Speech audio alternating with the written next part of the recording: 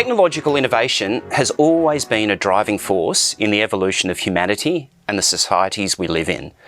The way we communicate and connect as a species has always been essential to the way knowledge is shared and ideas explored. We also have an uncanny ability to explore and expose the best and the worst of humanity. Charles Dickens, in A Tale of Two Cities, explored such a theme in the context of the French Revolution. However, even today, it is safe to say it was the best of times, it was the worst of times. We're going to explore these ideas today in the context of the use and abuse of social media. Welcome to AWS Startups Conversations. I'm Will Padman, and I'd like to introduce you to the panel we have joining me today. Shane Britten, founder of SocialProtect, CEO of Crime Stoppers International, and CEO of AlphaSix Consultancy. Who said crime doesn't pay, Shane?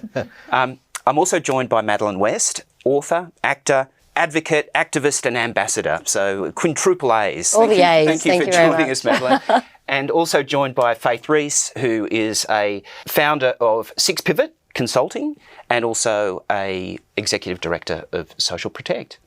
Welcome, team. Thank you. Madeleine, I'd like to start with you because I want to explore the challenge that's actually facing us today with the use and abuse of social media. Throughout your career, you've built a very high-profile public persona, but how, if we could open up, how do we explore the impact on an individual's self-esteem and self-confidence and physical health associated with the use of social media, and particularly the abuse side of things? Well, I think you made a really good point in the introduction where you said it's our ability to communicate and the language we use to communicate is critical to our evolution as a species. And going back historically, even just 100 years ago, our social network was the people who immediately lived close to us. So you might only interact meaningfully with 30 people in an entire lifetime. Now, for our generation, for the generations to follow, we have a community that extends to thousands thanks to social media. And most of them will be people we will never meet face to face. And it's apt because I think we all grew up with the notion, the old saying that do only to others as you would have done unto yourself. And yet the way we behave online goes far and beyond how we would ever interact with someone face to face. I know I always say to my kids, if you don't have something nice to say, don't say anything at all. Yet when it comes to online engagement, we have a free-for-all where you can pretty much say anything. And as someone who has a social media following on Instagram predominantly, which has been cultivated not through selling products or endorsements, just through engagement with my experiences as a performer, now predominantly as an advocate, sharing my own story from a personal perspective, when you receive an attack for that, it really cuts to the quick, to the core of who you are. And you never look at the 1,000 positive comments that follow a post. You always look at that one negative one. And that tends to define how you then present yourself to the world. Now, at points in life where you are vulnerable, particularly in the teen years when we're aware of body image and designing really a path to who we are and who we want to be and finding an outlet to express what we want to be in life, what the best version of ourselves is on social media, if that is attacked, then that's enough to derail a young person from pursuing a healthy future. And particularly in sporting codes or for those who work in the media, often those attacks come at the worst possible time. Say, for an example, a tennis player who's just beginning their career, they've just become seeded, they're about to play, and that's when they will be derided over the shape of their body, about their orientation, the colour of their skin, their socioeconomic background. At that moment when they're about to play, any negative feedback will stay with them. And it can be the difference between having a successful season and dropping out after the first round. And I've always long believed that what once seen, you cannot unsee it, whether it's abuse, whether it's inappropriate image, whether it's any kind of negative material. Once you see it, you can't unsee it. So the solution is to not have to see it at all. that is what SocialProtect manages to do. It's one of the few apps that puts responsibility back in the hands of the user, as opposed to relying on tech companies or social media apps or the government at large to put in legislation or protocols to protect us. This is a chance to protect ourselves. And as someone who has experienced being both a victim and now a survivor of long-term sexual abuse as a child, taking the power back, reclaiming your history, falls on the individual. The responsibility is on the individual. So how do we stop putting the chicken in front of the egg and requiring someone to be a victim before we do something? We remove it. We just remove the chance of it happening. And that is what SocialProtect does. If you never see it, you're not affected by it. Wow, that's pretty powerful stuff. And thank you for sharing that too, because I think that does set the context of where we go next. And Shane, on that basis, what responsibility do the social media enterprises have for protecting their users, and what are they actually doing to protect those users? It's hard to not be overly negative in a response to that. There's a lot of responsibility on the platform to look after its users, but I think we've seen over and over again that they're not taking that responsibility seriously because of the structure of the business. A social media platform exists for clicks, for content, for eyes on advertising. The safety of the users is a long way down the list of priorities for those platforms. But even the platforms that do prioritize that, the standards that they set are not necessarily the individual user standards, and each person has a different set of what affects them, what they're focused on, what concerns them. That's why we built a product that keeps the control with that user. You can set your what you're okay with, what you're not okay with.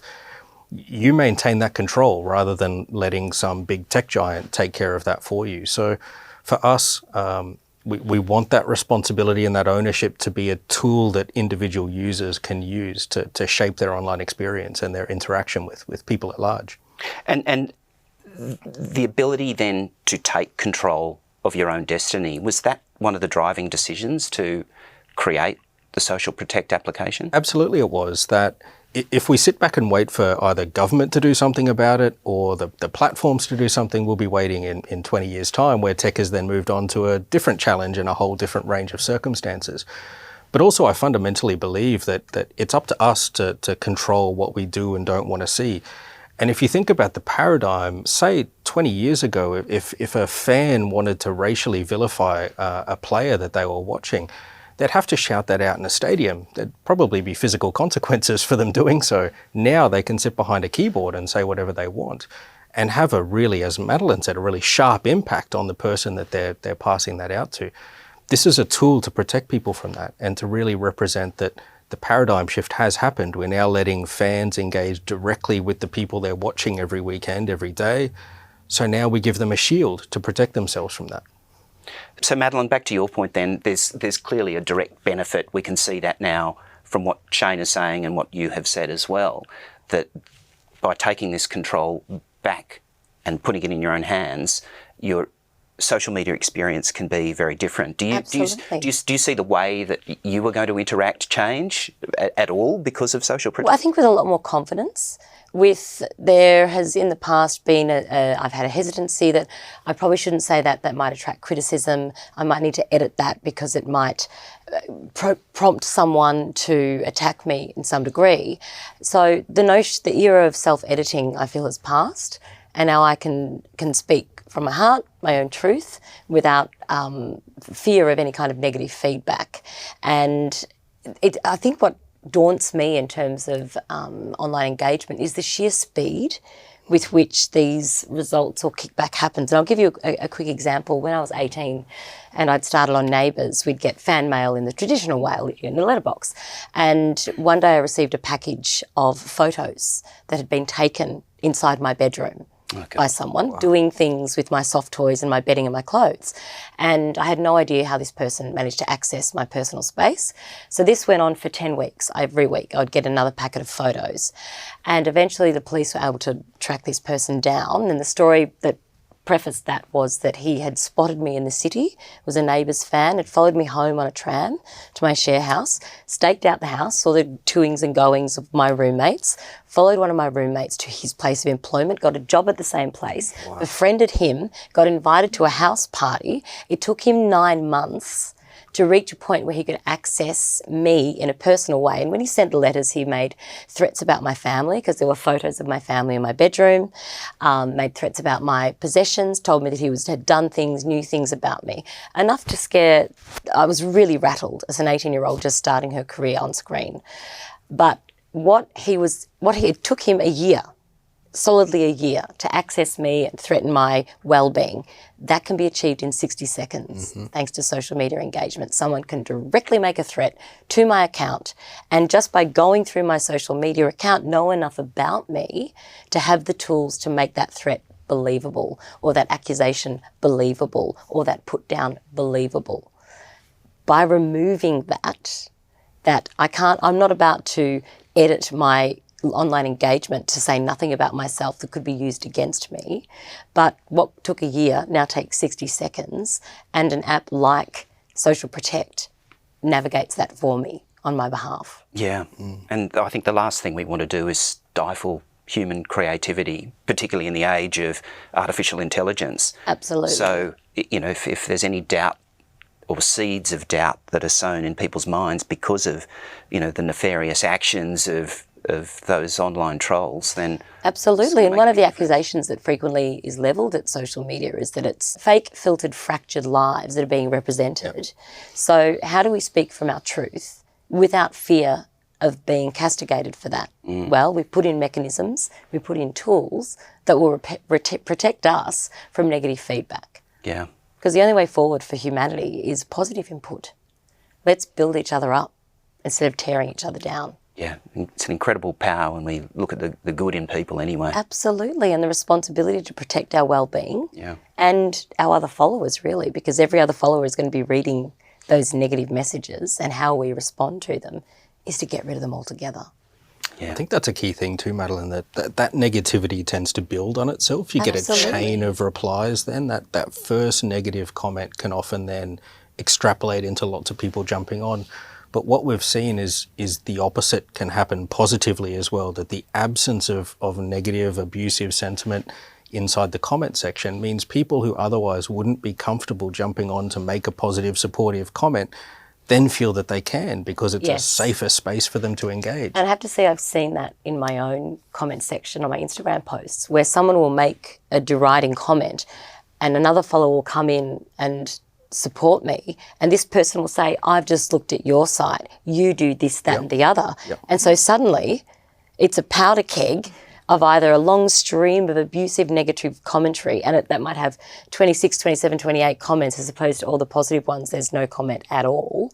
And then my followers are being attacked by someone else making a negative comment. Suddenly everyone just wants to step away just from me sharing a story. Right. That's right. Yeah, so it's the vocal minority that's influencing the the silent majority, right? Yeah.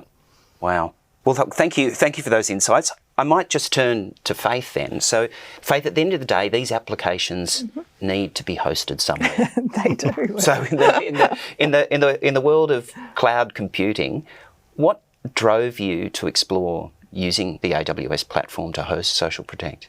I think AWS have got a long standing in the startup community in particular, and I think they're highly supportive of fresh ideas and innovation, and it is, that grassroots level that AWS comes from. So, yes, you're a massive global organisation that supports, massive brands, but all those massive brands started somewhere. So it is that, as I said, that grassroots swell that AWS have in that supportive nature around startups was one of the big attractions. The other is that SocialProtect is very much I guess what we've seen is that it's very much aligned to sports people, and AWS obviously have a very strong presence across sport, so whether it's Formula One or whether it's Tennis Australia, etc. So we also wanted an organisation that was going to support our local talent, but also at a global level as well. So AWS really stood out from that perspective when we were looking at, what tech providers do we work with. So it was that means of engagement, not only in supporting us as a platform to build on, but also your reach and community and your sense, I guess, across the board as well. We're very much geared to build community at AWS, and I'm glad you highlighted that as well, because whether it be solving issues around the user groups and the individual, but it's also building connections with our partner ecosystem and our customers as well, and trying to find the ways we can collaborate more meaningfully. So thanks very much for that. Shane, from a product perspective, what's the next evolution of SocialProtect? Our goal is to really make sure that we protect people's online presence, regardless of where they are. So for us, we want to continue to add social media platforms into how we protect people online, but we're also seeing a real need to educate people at the same time. So we have a range of educational materials built into the app with the idea that our users, anytime they have a question about online safety or privacy or concerns, they can just get that answer at their fingertips. Because when someone's in a crisis, when they've been abused, or when there's some sort of issue happening, you go to Google, you quickly type in whatever you're looking for, you have no idea the quality, the reliability of the results you're getting. This is a pre-vetted, reliable, safe set of resources that people can access when they need it the most. So we want to make sure that people have the protection, but also the education to really balance their online experience. Now it's a matter of really extending our offering, making sure people know that it's out there, that there's this old-fashioned view that, well, if you're abused on social media, turn it off, delete your accounts, get off it. And it kind of puts the victim at the center of that to say, well, it's your fault for being on there in the first place. That's just inappropriate and not a contemporary viewpoint. We want to make sure people see that there is a tool to be protected. You can engage with your fans, with an online community in a safe way. And we're there to be the shield for people. So we've just got to make sure that that's effective. And I want to touch on that very quickly, that particularly as a mum of 6, that for young people there's often a perception that we'll just keep them off social media, we'll stop them going online until they're 17 or 18. But what we're seeing is that children who don't have social media engagement, who aren't engaging online, have exponentially high rates of depression and anxiety due to FOMO, but also they're much more vulnerable than other children when they're finally, say, at university and required to use online engagement and social media. And yet it's like saying to a child, I'm not going to let you roller skate, but then you're going to go to the Olympics as a roller skater. They're suddenly asked to bridge a gap that's almost unnavigable. So that's not a solution either. It's about arming them with the tools and giving parents and the world at large the reassurance that there is an app out there that will help you protect yourself. Yeah, absolutely. And banning has never worked for children in any circumstance. I'll find a way to do it. Yes, I can relate to that. So, Shane, how does our audience engage with SocialProtect? So we have two main ways. So we've made the conscious decision that SocialProtect is freely available in the App Store and Google Play Store. So anyone can go and download it right now. They can link their accounts and get that protection immediately. Individuals can upgrade their accounts, so they're able to sign up to a premium account, and anyone can do that at any point.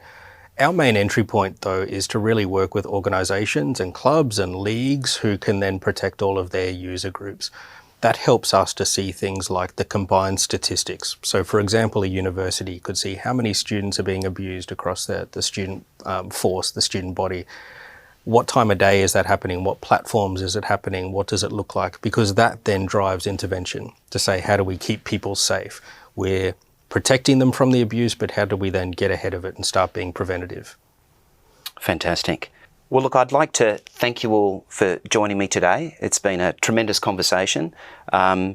Thank you, Shane. Thank you. Thank you, Madeleine. Thank you. Thank you, Faith. Thanks, Phil. And to our viewers out there, we look forward to speaking to you next time on AWS Startup Conversations. Thanks very much.